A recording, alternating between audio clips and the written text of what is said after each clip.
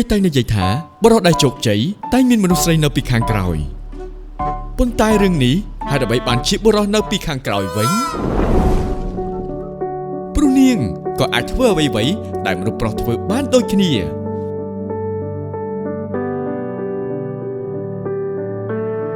នាងអាចដឹកនាំ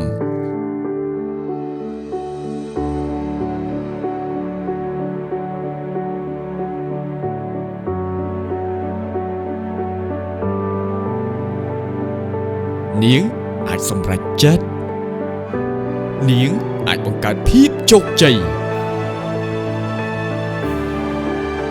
ពេលខ្លះនាងមើងម៉ាត់នៅកន្លែងធ្វើការ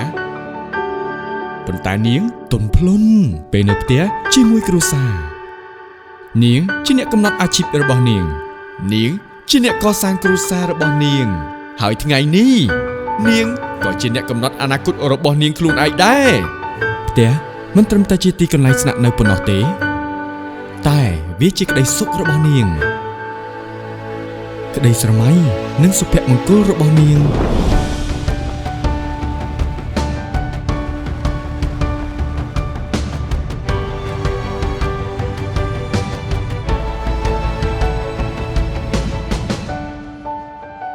បងសាទររីបកែបង